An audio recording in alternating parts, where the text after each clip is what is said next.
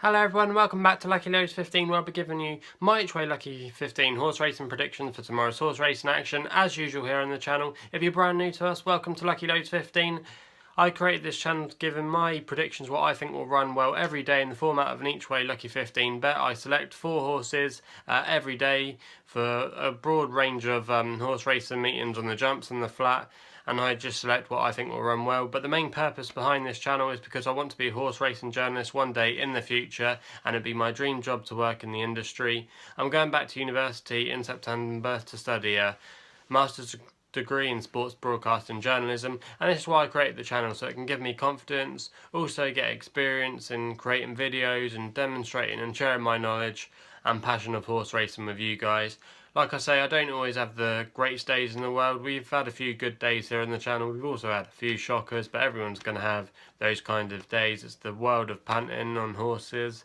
And yeah, that's what I do. I just like doing these vlogs every day, making my predictions, and I've made some predictions for tomorrow which I'll just run through in a minute, but I'll just go on a recap on how today's selections ran. Not a bad day, if you must ask. We had one winner and a place, and the place wasn't a bad price, 8 to 1. We'll go through that in a sec, but our winner first of all was Century Dreams at Air in the 430, which was actually quite a good performance in the end, justifying favouritism in the end. It finally went off at 6 to 5 was the final SP. We backed it at 5 to 1 at the time, but there was quite a lot of non-runners throughout the day in the Rule 4, and that probably was quite a hard hit one there if you took an early price like we did, but he still won the race, so at least we had a winner there.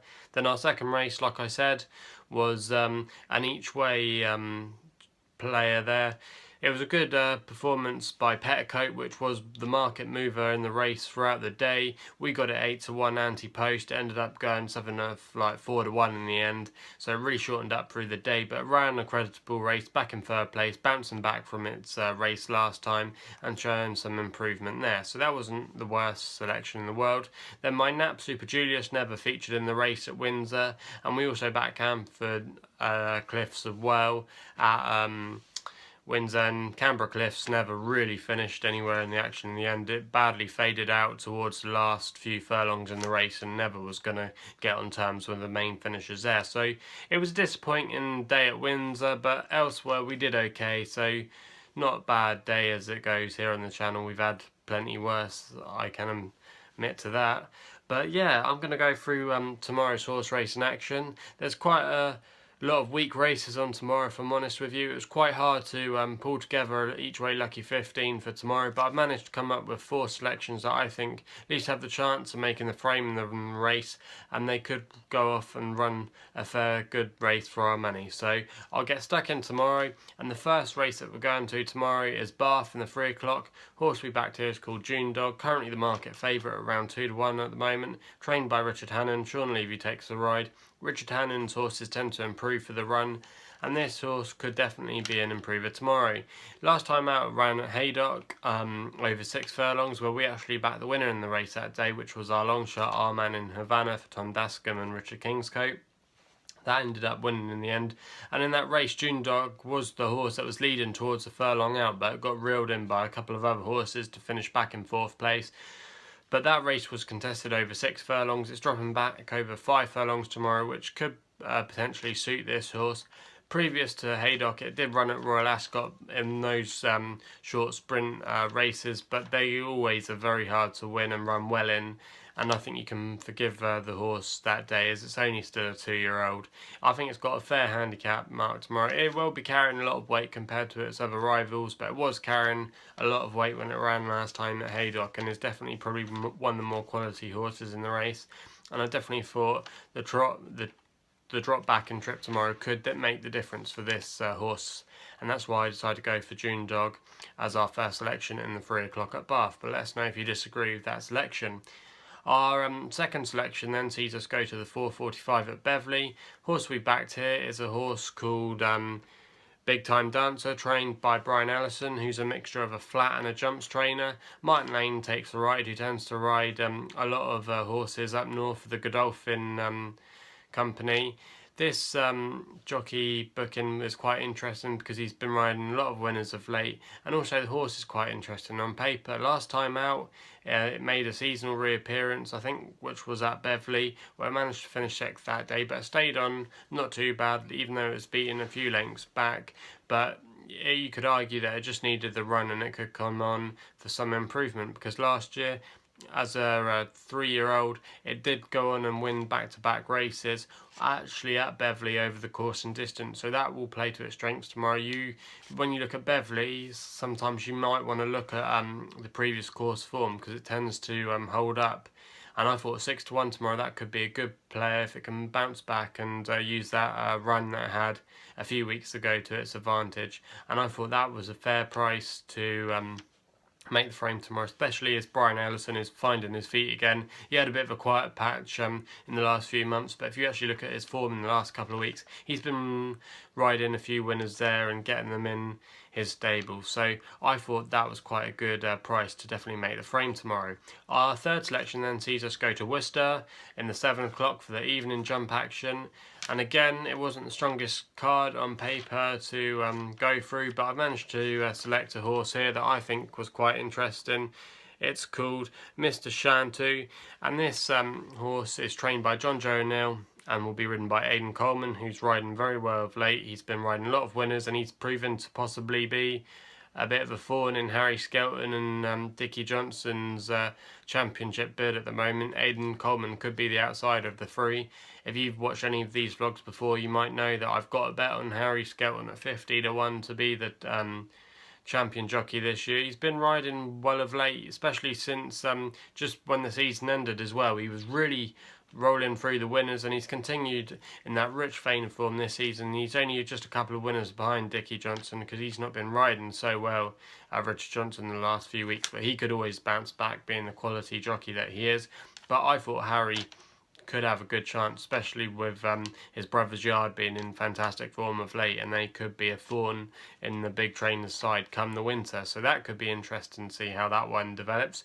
But anyway, enough of what's going on in the future and later on in the season on the jumps. Aidan Coleman will ride this horse tomorrow. This horse is a previous course and distance winner, twice over at Worcester, and that tends to hold up well there as well.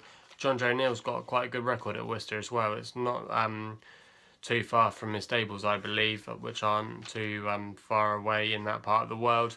This horse did fall last time out, I think it was at Cheltenham, but it had a bit of a hard luck story, being hampered a couple of times, and I think it got intervened in the end, and I think it got blocked by a horse and it fell, and it's had a few months to recover. Could go well tomorrow, and I thought 8-1, even though it's the top weight in the race, could potentially run a good race, and course form at Worcester tends to stay strong, and at 8-1 he's going to be my long shot for tomorrow. So that's Mr. Shantu in 7 o'clock at Worcester.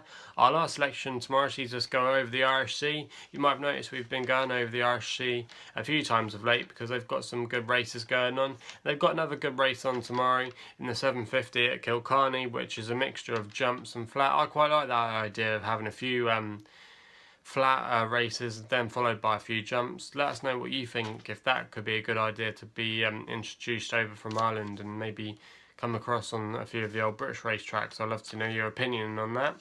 But anyway, the horse that we backed here is Jessica Harrington horse, and we've gone for Rock the World, which is currently the market favourite, 3-1 at the moment, and I think that's quite a good price for this horse.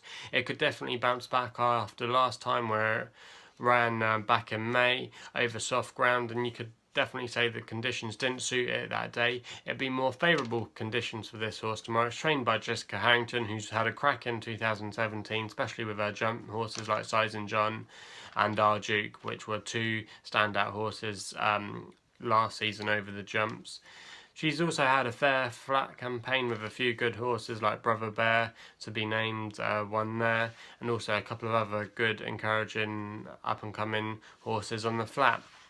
But the rider that takes this ride tomorrow is Davy Russell, who, if you look at the jumps form recently in Ireland, he's been riding plenty of winners, and I thought tomorrow this was definitely the top horse in the race. It's going to be the top weight tomorrow, giving a lot of weight to a few of its other market rivals, but if he turns up, because it is a previous Cheltenham Festival winner, won this year at the festival, beating a few useful rivals there, and I thought this is definitely the quality animal in the race tomorrow and the one to beat, and I thought 3-1 he could easily bounce back, and it's a good opportunity for him where he's meeting a couple of his rivals that he ran prior to that, and he actually beat them quite well. So with conditions favourable tomorrow, Davy Russell riding well, Jessica Harrington, good trainer over jumps in Ireland and had a great year so far and could continue to rise as a good trainer, not just in Ireland but across the two ponds, as it were. If you were to take both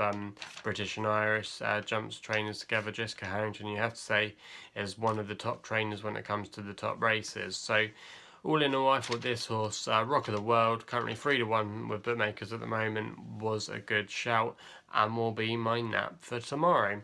But anyway, if you've had a good day on the old horse racing, let us know in the comments box below. I'd like to know your opinions. If you want to take me on any of my predictions, let me know. I like to hear what you've got to say. Also as well, please subscribe to the channel. The more subscribers we have, the more we can improve our content here on the channel. I am looking, hopefully, maybe not in the next month, but in the next few months, if I can get towards more of the 100 subscriber mark. I think I'm about 61 at the moment, so I'd like to thank you for all your subscribers so far. Thank you for subscribing to my channel, but if I can get towards that more 100 mark and get over that, I might have a bit more credibility, and horse trainers and other people's alike might see that I've got a good following and it's worthwhile taking me to their stables where we can maybe interview some of the trainers, the jockeys, the groom staff, see how they prepare horses for races, which I think is definitely a side that would be definitely well served on something like YouTube. So let us know if you would be up for something like that, and please like the videos as well. Like I say, the more following I have, the more likely it is we can get to where we want this channel to ultimately go. Also as well, you can follow us on Twitter and Facebook. More on Twitter we are to use mainly for promotional purposes, but you can follow us there if you wish so. Also as well, gamble responsibly. Don't gamble too much on my selections because they probably won't do you any good. That's just a bit of banter there, but yeah, don't gamble loads. I don't gamble that much. I don't put much down as a stake. But if you are a bit of an avid gambler, don't gamble too much. Be sensible. And yeah, so hope you enjoyed this vlog for tomorrow's horse racing action. I'll be back tomorrow. Hopefully we'll have a couple of winners tomorrow. And yeah, hopefully we'll have money all round. So I'll see you soon.